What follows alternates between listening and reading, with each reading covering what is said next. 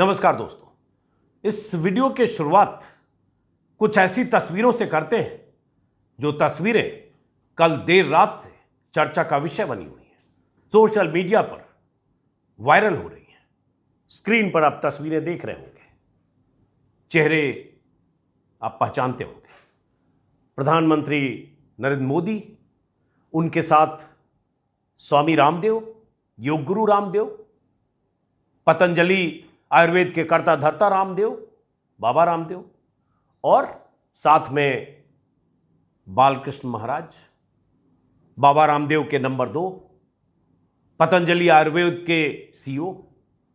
लेकिन क्या खास बात है इस तस्वीर में और क्यों जिक्र हो रहा है इन तस्वीरों का? 4 तस्वीरें कल स्वामी रामदेव ने रात में 9:05 पर अपने ट्विटर हैंडल पर पोस्ट की। इन तस्वीरों के साथ इस मुलाकात का जिक्र करते हुए स्वामी रामदेव ने जो लिखा, उसी की वजह से ये तस्वीरें चर्चा में भी हैं और उस चर्चा के साथ कुछ सवाल भी जिंदा हुए हैं। तस्वीरें आप देख पा रहे होंगे, कितने खुश हैं रामदेव। प्रधानमंत्री मोदी भी प्रफुल्ल नजर आ रहे हैं, बालकृष्ण भी।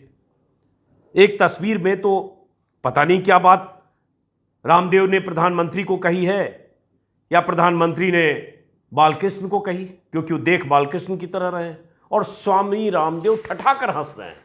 ऐसी तस्वीर है। इस तस्वीर के बॉडी लैंग्वेज का विश्लेषण करेंगे तो लगेगा कि बाबा और प्रधानमंत्री मोदी के बीच जबरदस्त केमिस्ट्री है। लेकिन मैं इन तस्वीरों को देखकर कह रहा हूं, सिर्फ केमिस्ट्री नहीं है, फिजिक्स भी है, हिस्ट्री भी है और जियोग्राफी भी है। हिस्ट्री 2014, 13, 12 और उसके बाद अब तक, जियोग्राफी पतंजलि का विस्तार, और फिजिक्स इसको रहने देते हैं। तो ये 4 तस्वीरें वायरल हैं।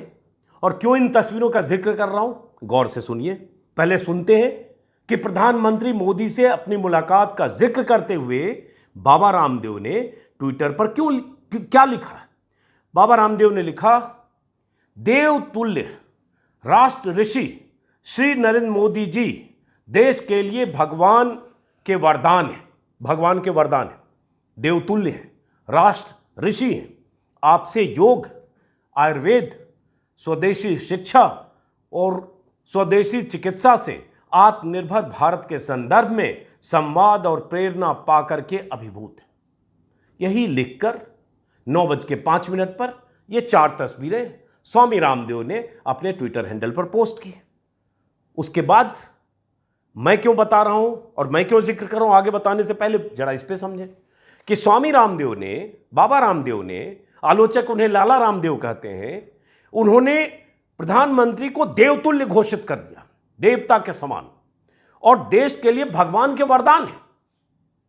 प्रधानमंत्री नेता हैं, नेता के सारे गुण हैं उनमें, जो चुनाव लड़ने, जीतने और सत्ता में बने रहने और सत्ता हासिल करने के लिए जितनी तिकड़ में कर सकता है, सारे गुण हैं आप उनमें, और ये आपने समय समय पर देखा है।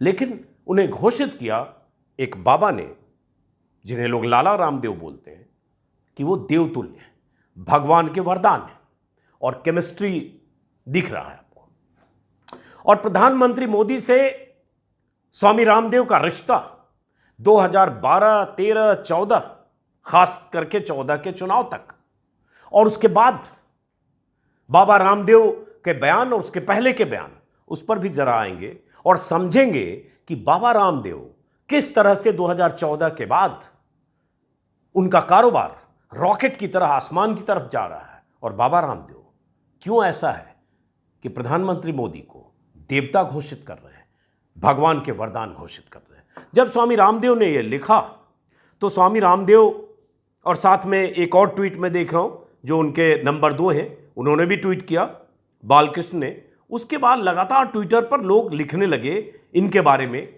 इस ट्वीट के बारे में और तस्वीरों के बारे में, और पेट्रोल डीजल पर बाबा से सवाल करने लगे। और पेट्रोल डीजल पर क्यों करने लगे? क्योंकि आपको पता होगा कि बाबा रामदेव ने 2014 के पहले क्या क्या कहा था। वो थोड़ा आगे दिखाते हैं, लेकिन पहले जो ट्विटर पर लोग लिखने लगे, कोई रतन है, उन्होंने लिखा, पेट्रोल डीजल पर चर्चा हुई क्या बाबा? कि भूल गए, अगले मुलाकात के लिए पॉइंट रख लिया, ओपन छोड़ा है। किसी एलपी जोशी ने लिखा, वाह क्या सीन है, देवतुल्य, पेट्रोल 30 और गैस सिलेंडर 300 के लिए बात किया या नहीं। ऐसे ही किसी प्रशांत सोलंकी ने लिखा, discussed petrol price question mark. एक एक करके कुछ ट्वीट आपको सुनाता हूं जो लोगों ने लिखा। किसी ने लिखा, गौरव कश्यप ने, ये सब बाबा को टैग करके, उनके रीट्वीट करके, उनके ट्वीट और उनकी तस्वीरों को करके लिखा, आपने भगवान के वरदान से बोलकर पेट्रोल के भाव 60 या 70 ही करवा दीजिए। काले धन पर भी कुछ बात कर लीजिए स्वामी जी, टैक्स की छूट की ही बात कर लीजिए, कुछ तो कीजिए देश के लिए, या आप भी चाटुकारिता करते रहेंगे। ऐसे कोई मोहम्मद उस्मान है, उन्होंने लिखा, पेट्रोल डीजल के दाम कम करवाते हुए दो बिजनेसमैन जो पीएम के दाएं बाएं हैं, खुश और प्रफुल्लित। और आमतौर पर प्रधानमंत्री इतने खुश प्रसन्नचित्त कम ही दिखते हैं, हर समय एंग्री यंग मैन की तरह गुस्से में, आक्रोश में, निर्देश और फैसला देने के अंदाज में, एकदम सत्ताधीश की तरह कड़क। लेकिन यहां गजब प्रफुल्लित है, ऐसे लग रहा है जैसे बाबा ने कोई बड़ा चुटकुला सुना दिया या प्रधानमंत्री ने कोई चुटकुला सुना दिया कि बाबा लहालोट हैं हंस के। खैर, तो विशाल वीएचयू ने लिखा, पेट्रोल और डीजल 30 रुपए करने, काला धन वापस लाने पर गहन चर्चा करते हुए, पेट्रोल 30 रुपए में मिलने लगेगा क्या अब, किसी संदीप सिंह ने लिखा। विशाल सिंह है, उन्होंने लिखा, बिजनेसमैन एंड इकोनॉमिस्ट, बाबा ने साहब के प्रति इतने मृदुल भाषा, देवतुल्य राष्ट्र ऋषि का उपयोग कर वर्तमान महंगाई, पेट्रोल पर गहन चर्चा की, ताकि कैसे सुधार हो अर्थव्यवस्था में, देश की नहीं बल्कि बाबा के। किसी सोहन सांगवान ने लिखा, 35 रुपए लीटर वाली बात हो गई क्या, या अभी भी पूछ पर ही अड़े हो। और पूछ की क्या कहानी है वो भी आगे वीडियो में, क्यों जिक्र पूछ का हो रहा है। किसी ने लिखा, बड़ा नाम ही अच्छा, उत्तेजित इंडियन, ऐसे ऐसे नाम लोग कई बार ट्विटर पर रखते हैं। लिखा कि लगे हाथ 35 रुपए डीजल पेट्रोल की बात भी कर लेते बाबा। महेंद्र सिंह ने लिखा, देवतुल्य का क्या मतलब, देव, ये टंग ट्विस्टर वर्ड, देवाधिदेव बोलो, मतलब देवों का देव बोलो, ये महेंद्र सिंह ने लिखा।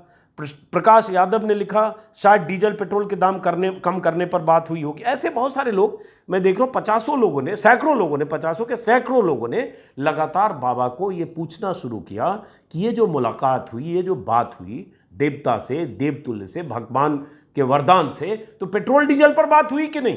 ये क्यों पूछ रहे हैं, इसलिए पूछ रहे हैं कि यही वो बाबा है जिन्होंने 2014 के पहले पेट्रोल डीजल की कीमत 35 रुपए और 30 रुपए हो जाने की बात की थी अगर मोदी जी सत्ता में आ गए तो।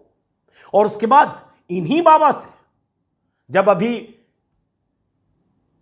30 मार्च को करनाल में एक पत्रकार ने पूछने की कोशिश की कि बाबा जी आप ही ने तो कहा था पेट्रोल डीजल सस्ता हो जाएगा मोदी जी आएंगे तो, कहा था कि नहीं। तब बाबा कैसे बिदके, और जो बिदके जो उन्होंने जवाब दिया उसी में पूछ का जिक्र आया। तो इसलिए ये जो सज्जन है पूछ लिख रहे हैं, क्या कहा था जरा वो बाबा जी को सुनिए जरा, और समझिए कि प्रधानमंत्री मोदी से अगर मैंने कहा कि उनकी केमिस्ट्री है और इसमें हिस्ट्री और ज्योग्राफी है तो क्यों कहा। ये 30 मार्च को करनाल का वीडियो जरा प्ले करिए। सरकार बनी थी, आपने कहा था कि नहीं कहा था बाबा जी। मैंने कहा था पूछ पड़ेगा मेरी। हाँ बाबा जी, आपकी कंपनी पतंजलि, बाबा जी आपकी कंपनी पतंजलि ऐसे जाता है ना आदमी को ना, आप ही ने कहा था। अरे आदमी को मैं कह रहा भाई ऐसे प्रश्न मत पूछो बाबा जी, मैं तेरे प्रश्नों का उत्तर देने के लिए कोई ठेकेदार है कि तू जो भी पूछा मैं उसका उत्तर दूं।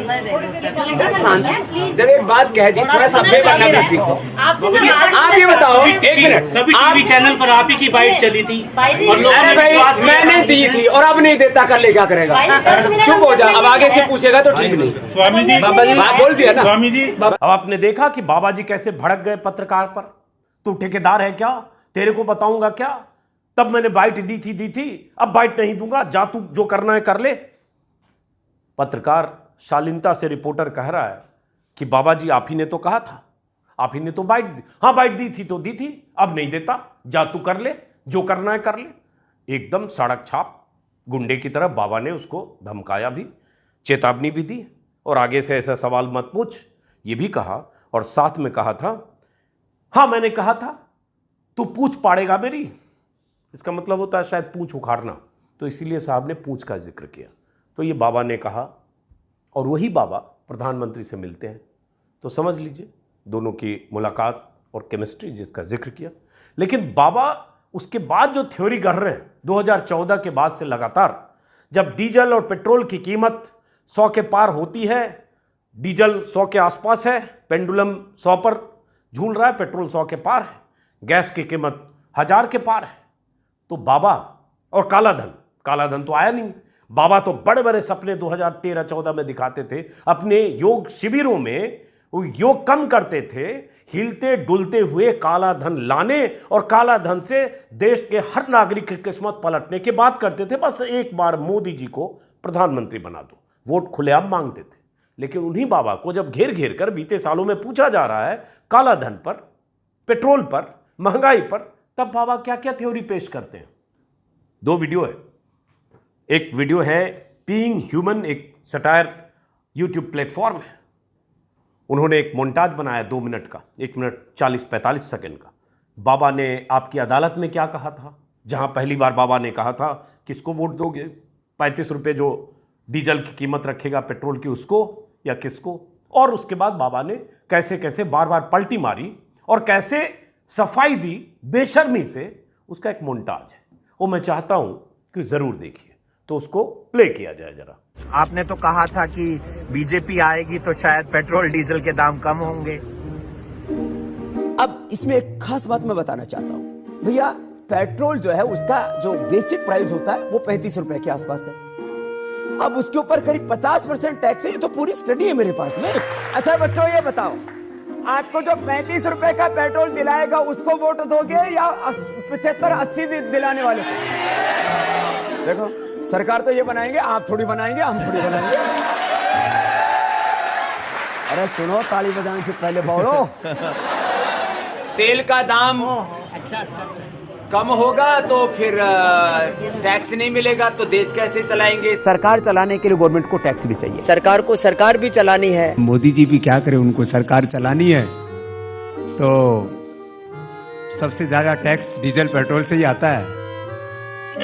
अरे अब ये अभी जो टैक्स लग रहा है 50%, वो 1% पे आएगा। तो प्रैक्टिकल बात कर रहा हूँ। मोदी इस देश से महंगाई बेरोजगारी को खत्म कर सकते हैं और मोदी इन 125 करोड़ हिंदुस्तानियों के चेहरे पर खुशियां ला सकते हैं। इतना जज्बा उस व्यक्ति के अंदर।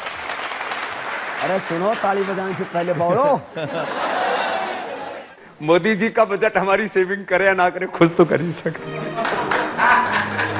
अब महंगाई है तो थोड़ी कमाई लोगों को बढ़ानी पड़ेगी, थोड़ी मेहनत ज्यादा करनी पड़ेगी। अब मैं सन्यासी हो के 18 घंटे मेहनत करता हूँ। तो मेहनत ज्यादा करो भाई। मैं भी सुबह सन्यासी होके 4 बजे से लेकर 10 बजे तक काम करता हूँ। मेरे कुंसी छोरे भूखे मर रहे हैं।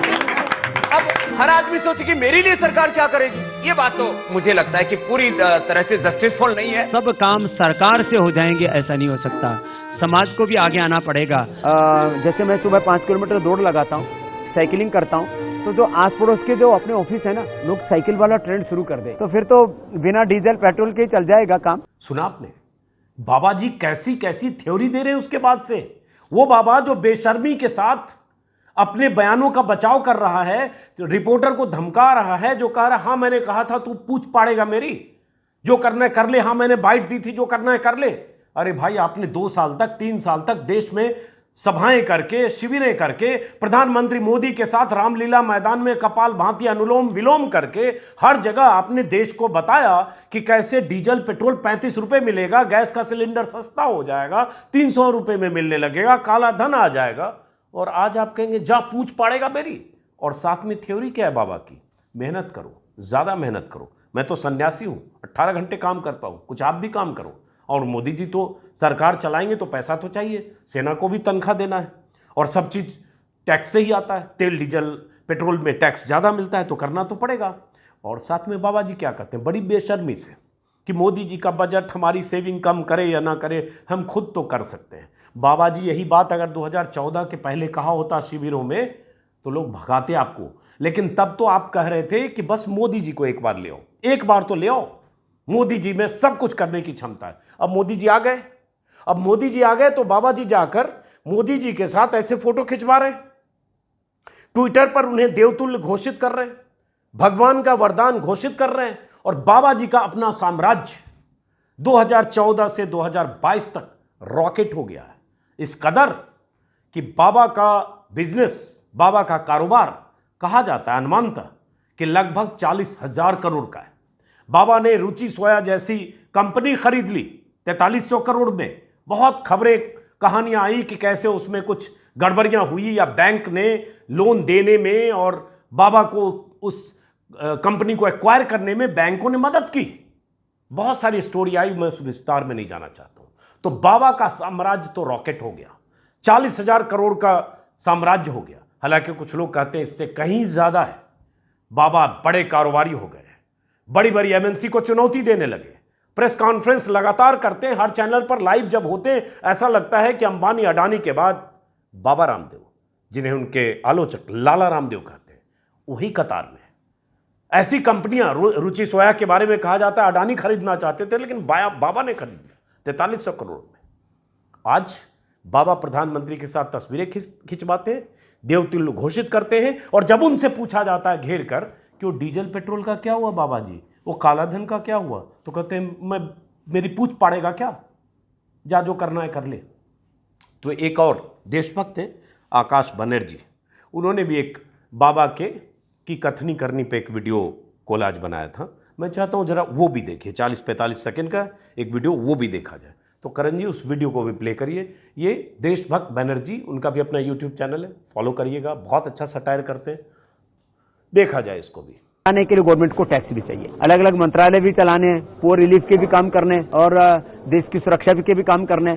गरीबी बढ़ती जा रही है, महंगाई बढ़ती जा रही है, रुपए का अवमूल्यन हो रहा है। तेल डीजल के दाम बढ़ने से थोड़ा सा लोगों के जेब से पैसा भी निकलेगा। ये तो हमारे भीतर प्राइड होना चाहिए कि अपने देश के लिए हम कुछ दे रहे हैं। सारा धन वापस आ जाएगा। 50 साल तक हिंदुस्तान को कोई टैक्स लगाने की जरूरत नहीं पड़ेगी कि फिर पेट्रोल आपको 70 रुपए खरीदना नहीं पड़ेगा। सरकार जो है वो डेफिसिट में ना चली जाए, इसलिए उन्होंने टैक्स लगाया हुआ है। जो 35 रुपए का पेट्रोल दिलाएगा उसको वोट दोगे या 75-80 दिलाने वाले?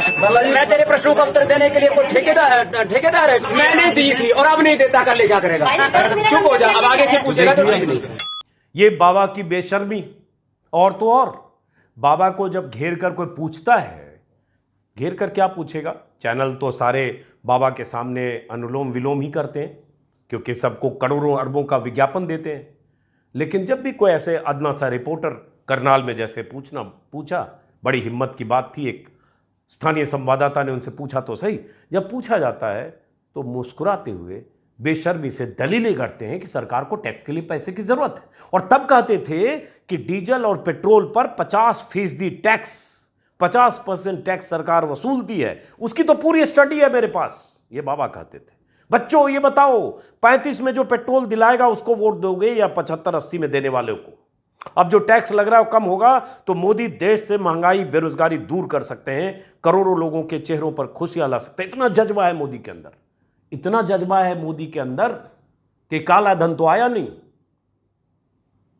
डीजल पेट्रोल 100 के पार, बार बार जिक्र कर रहे हैं, गैस का सिलेंडर 1000 के पार, महंगाई आसमान पर, और बाबा तस्वीरों में मोदी जी के साथ ठहाके लगाते हुए। मैं बार बार, मेरी जिज्ञासा हो रही है कि ऐसा क्या कह दिया बाबा ने, या ऐसा क्या कह दिया होगा मोदी ने। हालांकि मोदी जी देख रहे हैं बालकृष्ण की तरफ, क्या बालकृष्ण ने कुछ कह दिया क्या, या मोदी जी ही कोई चुटकुला सुनाए क्या? पता नहीं क्या हुआ।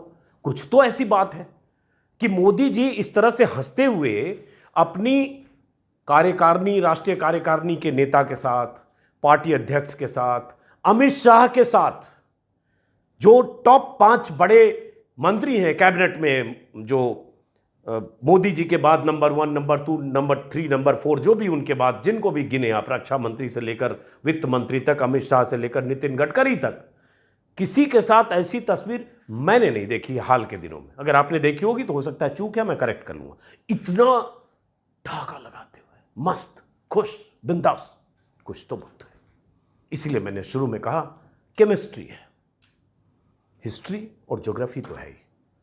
तो ये केमिस्ट्री बाबा की अगर प्रधानमंत्री के साथ है तो बाबा का विस्तार हो रहा है।